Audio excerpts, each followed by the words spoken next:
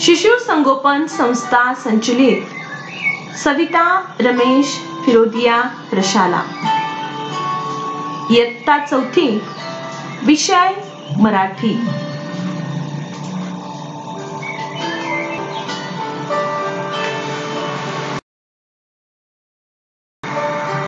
कविता 16वी, झुळूक मी व्हावे।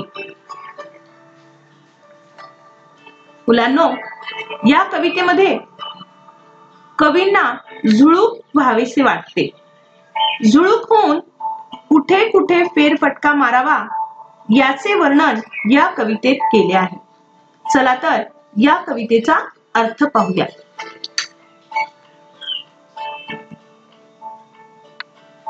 या कवितेचे कवी आहेत दा. कारे।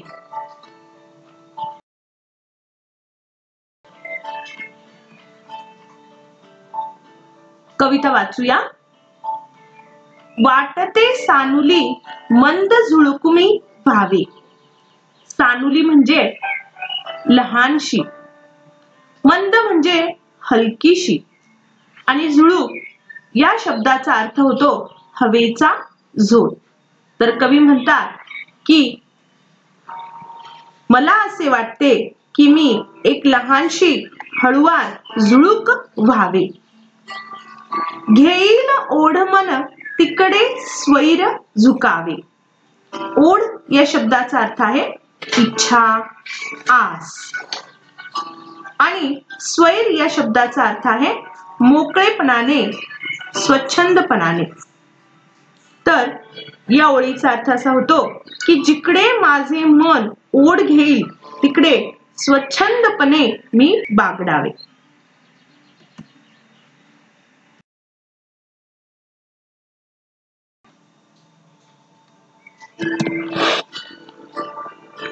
कधी बाजारी तर कधी नदीच्या काठी, राईत कधी वा पडक्या वाड्या पाठी। कवी म्हणतात तर कधी झुळूक होऊन कधी बाजारात फेरफटका मारावा असे वाटते, तर कधी नदीच्या किनारी भटकावे असे वाटते। राईत शब्द आहे पहा। राई म्हणजे आंब्यांच्या झाडांचा समूह। राईत कधी वा पडक्या वाड्या पाठी। पाठी या शब्दाचा अर्थ होतो मागे। तर कवी म्हणतात कधी आमराईमध्ये किंवा कधी जुन्या पडक्या वाड्याच्या पाठीमागे लपावे। हळू थबकत जावे कधी काणोसा घेत। थबकत या शब्दाचा अर्थ होतो थांबत। कानोसा या शब्दाचा अर्थ होतो अंदाज। कधी रमत गमत वा कधी भरारी थेट। थेट या शब्दाचा अर्थ होतो सरळ। तर कवी काय म्हणतात तर कधी थांबत थांबत पुढे जावे, तर लक्षपूर्वक ऐकत फिरावे। तर कधी आरामात रमत गमत हिंडावे किंवा कधी सरळ झेप घेत सूर मारावा असे कवीला वाटते।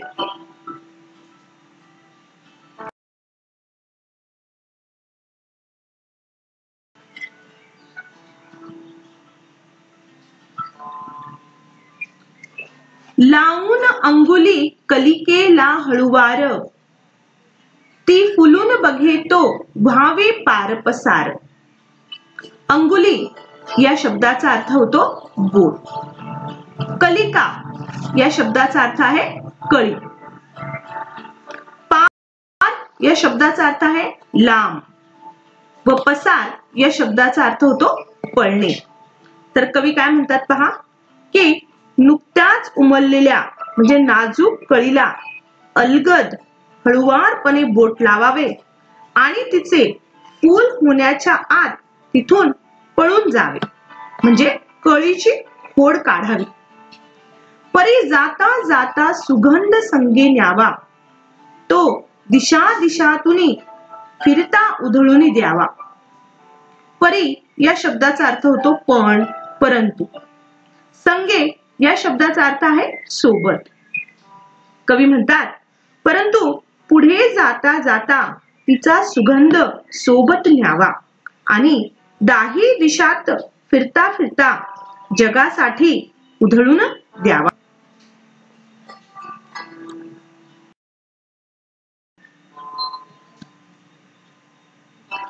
गाण्याची चुकली मुकली गोड लकेर, झुळझुळ झऱ्याची पसरावी चौफेर. चुकली मुकली या शब्दाचा अर्थ होतो नकळत आलेली आणि लकेर या शब्दाचा अर्थ होतो ताण. तसेच चौफेर शब्द आलेला आहे पहा मुलांनो, याचा अर्थ होतो चोहो बाजूला. तर कवी म्हणतात झुळझुळ वाहणारा झरा जणू गाणे गातो आहे, त्याच्या गाण्याची नकळत उमटलेली मधुर ताण चोहो बाजूंना पसरून टाकावी. शेतात पाचूच्या निळ्या नदीवर शांत, फुलवीत मखमली तरंग जावे गात. आणि शेतामध्ये पहा शब्द आलाय पाचू.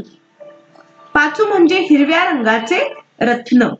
आणि आपल्याला चित्रामध्ये दिसतंय की नदीचं पाणी कोणत्या रंगाचं दिसतंय, तर निळ्या रंगाचं दिसतंय.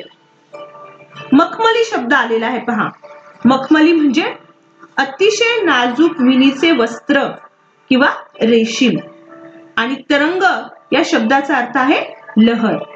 तर कवी म्हणतात तर कधी पाचूच्या हिरव्यागार शेतात म्हणजे कोवळ्या दाण्यांच्या पिकात आणि नदीच्या शांत निळ्या पाण्यावर मखमली लहरी उमटवीत गात जावे असे मला वाटते.